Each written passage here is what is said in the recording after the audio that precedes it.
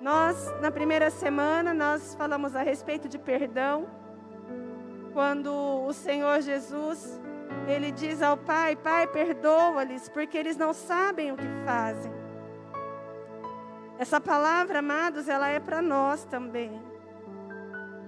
Quando o Senhor Jesus, Ele se entregou, Ele falava também a nosso respeito, ali naquela cruz, dizendo: Pai, perdoa-lhes, porque eles não sabem o que fazem.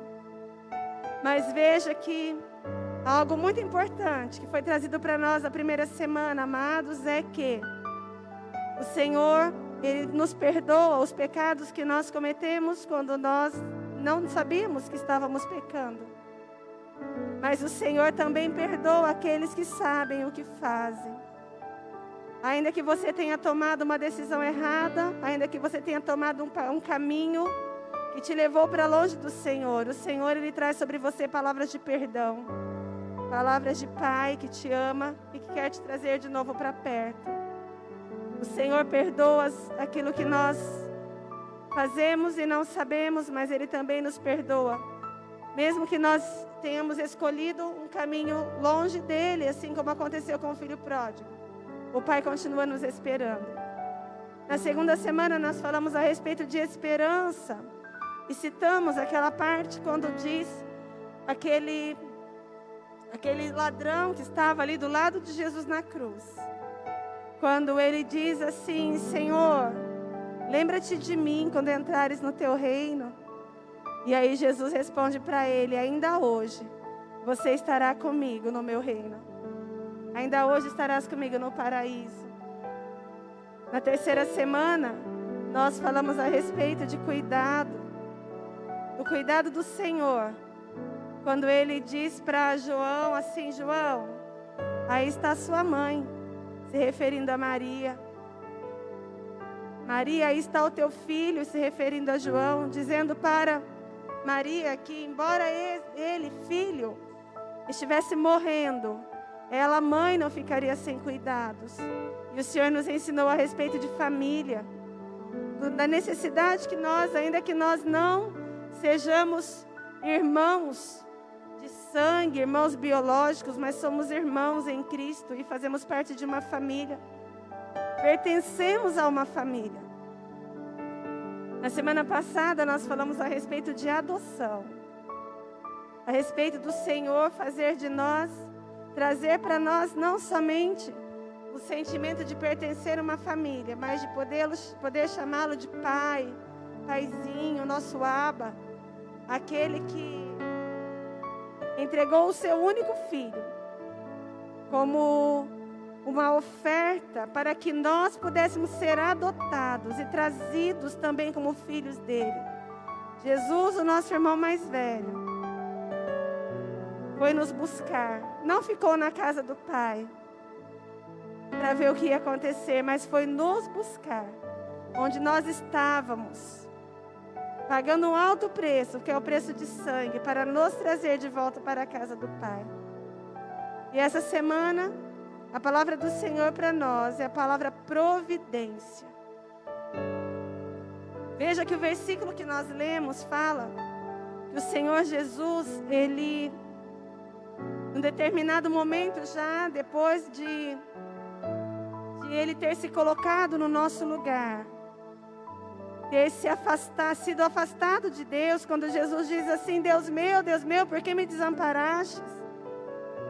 Como nós falamos na semana passada, a pior dor de Jesus, sem dúvida, foi a dor do abandono, a dor de não ter o cuidado do Pai. E passado esse momento, então a palavra diz que Jesus, Ele vendo que tudo já estava feito, o que deveria acontecer já havia acontecido, para que se cumprisse as Escrituras que está em Salmos, no livro dos Salmos, no Salmo 69, no verso 21. Já profeticamente o salmista, nesse verso, ele registra: puseram fel na minha boca, e para matar-me, e sede deram-me vinagre, e para matar-me a sede, deram-me vinagre. Aqui era o salmista profeticamente falando a respeito daquilo que aconteceria com Jesus. E Jesus, ele, para cumprir as escrituras, Jesus na cruz, ele diz: tenho sede. Tenho sede. Amados, Jesus naquele momento, ele tinha sede. Jesus, ele tinha fome. Jesus, ele tinha dor. Jesus, ele tinha tristeza. Jesus, ele tinha talvez a enfermidade que você tem hoje na sua vida e que você está sofrendo o peso da enfermidade. Jesus tinha essa enfermidade lá na cruz. Mas veja que Jesus, ele não começou a reclamar e dizer assim: tenho fome, tenho cansaço, tenho dor. Não. Jesus, ele diz assim: eu tenho sede. Amados, quando Jesus disse: eu tenho sede, tamanha era a maldade, ou talvez fosse a única coisa que se tinha para oferecer para Jesus, ou ainda, porque o vinagre era algo que poderia diminuir a dor. A palavra de Deus diz que foi um ensopo, um pedaço de pano foi molhado com vinagre. E aquilo foi oferecido para Jesus. Mas Jesus, ele não tinha sede de que a sua dor fosse tirada. Jesus, ele não tinha sede de que o seu cansaço acabasse. Jesus, ele não tinha sede de que sua dor diminuísse. Mas nós aprendemos, amados, que a sede que Jesus tinha era a sede de que o propósito de Deus na sua vida se cumprisse. A sede que Jesus tinha ali era a sede de que aquele momento de luta, de desgaste, ele passasse, porque ele sabia que passado aquele momento, que passado aquela circunstância terrível que ele estava vivendo, em seguida ele receberia refrigério, em seguida ele receberia cuidado, em seguida ele receberia a vitória de Deus em sua vida. Amados, nós vemos que nos nossos dias nós também podemos dizer: Deus, eu tenho sede. Quantos têm sede de justiça? Quantos têm sede de alegria? Sede de cuidado, sede de amor, sede de que alguém se preocupe, se importe.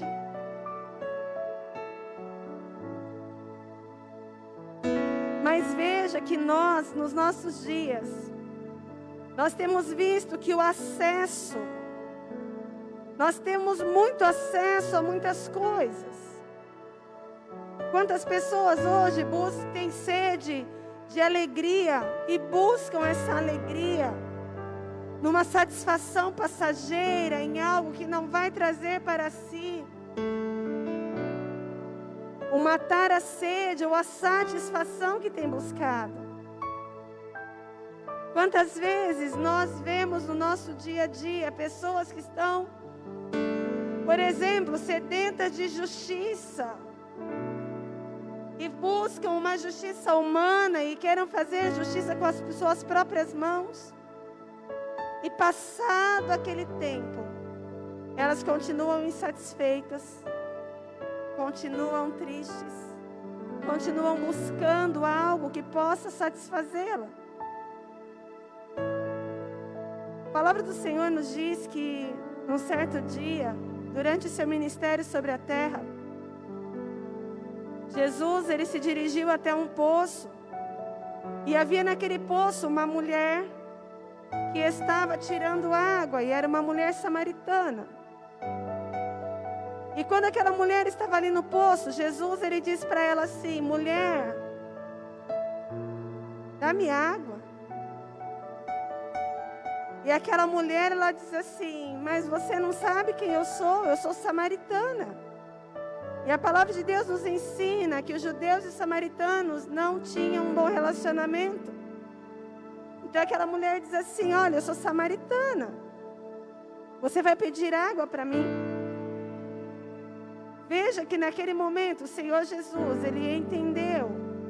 E Ele conheceu que a sede daquela mulher não era uma sede pela água que aquele poço poderia oferecer. Mas Jesus sabia que a sede que aquela mulher sentia era uma sede que só poderia ser satisfeita pela água que fluía dele, que é a água da vida.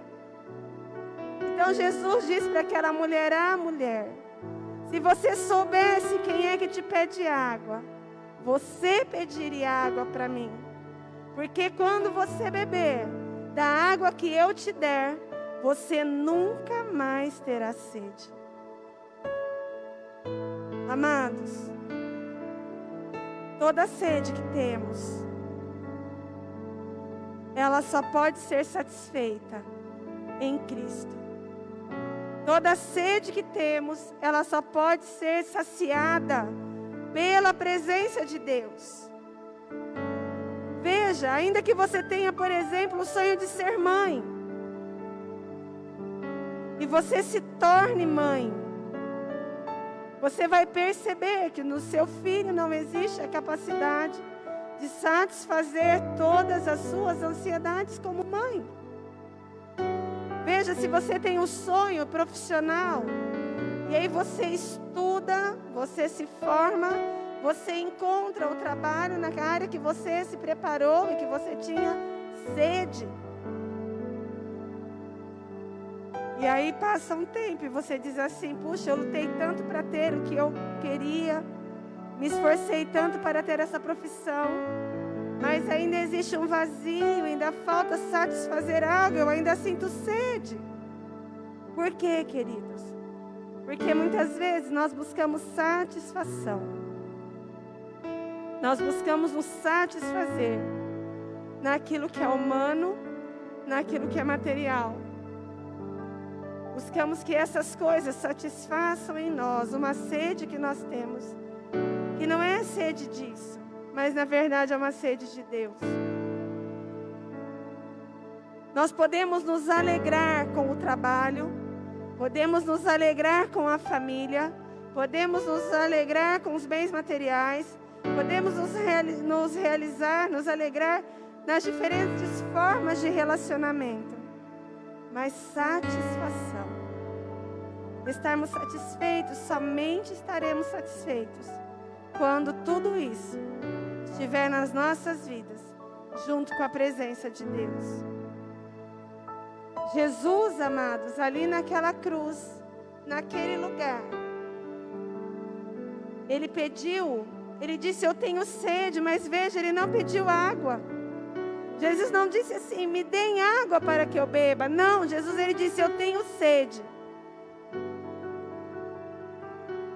Eu tenho sede. Quantos de nós essa noite podemos dizer assim: Senhor, eu tenho sede. Não me falta água, não me falta recurso, mas eu tenho sede. Essa sede que nós temos, querido, é a sede da presença de Deus. É sede do cuidado de Deus. É sede da paternidade de Deus. É sede do perdão de Deus.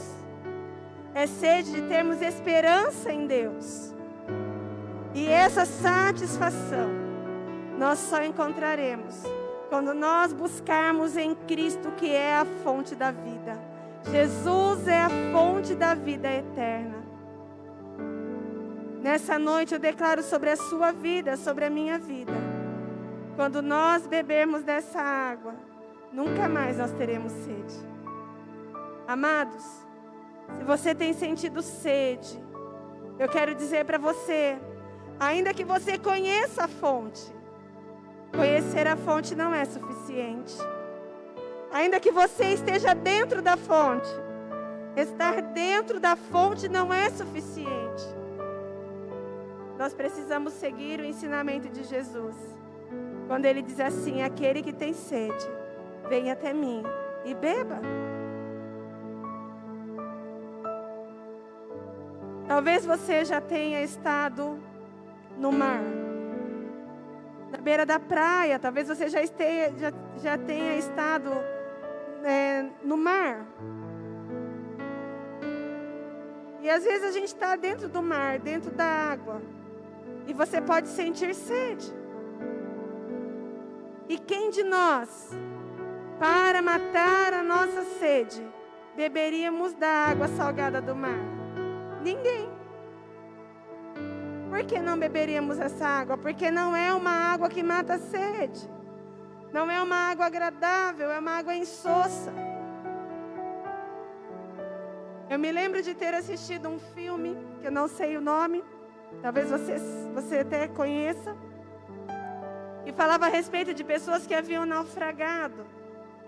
E elas estavam dentro de um bote.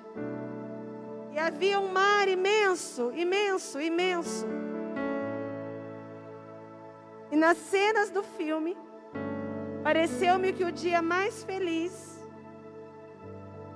em meio a toda aquela circunstância de desgraça e de morte, foi o dia que choveu. Por quê? Porque a água da chuva é uma água bebível. A água do mar não. Eles estavam em meio ao mar, rodeados de água, e esse era o seu problema. Eles estavam no mar, havia muita água, mas não era uma água para se beber. Não era uma água que traria vida, não era uma água que traria solução, não era uma água que fosse para eles uma providência, uma solução de problema. Na verdade, era uma água que estava trazendo a eles morte. Nessa noite, ainda que você esteja no meio do mar, não beba dessa água. Ainda que você esteja numa situação em que você foi colocado no meio do mar, talvez você não tenha percebido que o seu barco estivesse sendo levado pelas ondas. E agora você está no meio do mar. Eu quero dizer para você, não beba dessa água. Não beba da água que o mundo oferece. Não beba da água da depressão. Não beba da água da ansiedade. Não beba da água da enfermidade. Mas como que é beber da água da enfermidade? É você se alimentar da sua enfermidade. Você se alimentar da sua depressão. Você se alimentar do seu problema. Você se alimentar do seu sofrimento. Não beba dessa água. Mas peça ao Senhor, Senhor, traz da tua água. O Senhor é a fonte da vida. Traz sobre mim a chuva que é a água vinda do céu, vinda da tua presença. Traz sobre mim, Senhor, as águas que correm do teu trono. E em nome de Jesus, nessa noite, a providência do Senhor venha sobre a sua vida. O Senhor, nessa noite, Ele providencia para você a água da vida, água que cura, água que liberta. Apresente ao Senhor a sua sede. Apresente a Ele a sede que você tem tido. Eu quero dizer para você que o Senhor Jesus, Ele é a fonte da água da vida. Aquele que beber dessa água nunca mais terá sede. Por conhecermos ao Senhor Jesus, muitas vezes nós poderíamos pensar que não teríamos problemas ou dificuldades. Eu não sei se já aconteceu com você, mas já aconteceu comigo. Eu quero dar um exemplo. Imagine que eu estivesse com sede agora, nesse momento. Enquanto eu falo com você, que eu tivesse sede, eu tenho duas escolhas. Eu tenho a escolha de terminar a palavra que eu estou trazendo, e ao final da palavra eu tenho a oportunidade de descer do altar e beber água. Essa é uma opção que eu tenho. Eu tenho uma segunda opção, que é tirar a minha máscara, alcançar o copo que está bem pertinho de mim e beber água. Jesus, Ele é a fonte da água da vida. Ele diz assim para nós: aquele que tem sede, venha a mim e beba. Muitas vezes nós estamos tão próximos. Jesus, Ele está tão próximo de nós. E nós escolhemos passar sede. Queridos, talvez assim como aquela mulher que estava ali naquele poço de Jacó. Ela estava tão envolvida nos seus problemas. Ela estava tão envolvida naquele mar. E ela não percebeu que aquele que falava com ela era a própria fonte da água da vida. Ele estava ali, do lado dela, mas ela ainda estava se esforçando para tirar a água do poço. Nessa noite, beba da água da vida. Beba da água da vida e nunca mais você terá sede. Porque você vai estar vivendo através da água da vida. Você vai estar vivendo envolvido com a água da vida. E nós hoje, amados, nós não, humanamente, fisicamente falando, graças a Deus, na nossa realidade, nós não precisamos esperar ter sede para beber água. Como eu disse para você, eu bebi água e eu nem estava com sede. Nós temos acesso a Jesus. Eu não preciso esperar estar longe para desejar a água da vida. Eu não preciso, porque o Senhor Jesus, naquela cruz, Ele já garantiu a nós o acesso. Ele já garantiu a nós que basta que nós estejamos nos dirigindo a Ele, indo em direção a Ele. Venha a mim e beba. Eu declaro essa palavra sobre a sua vida hoje. O acesso à fonte da água da vida está liberado para que você beba dessa água e nunca mais tenha sede.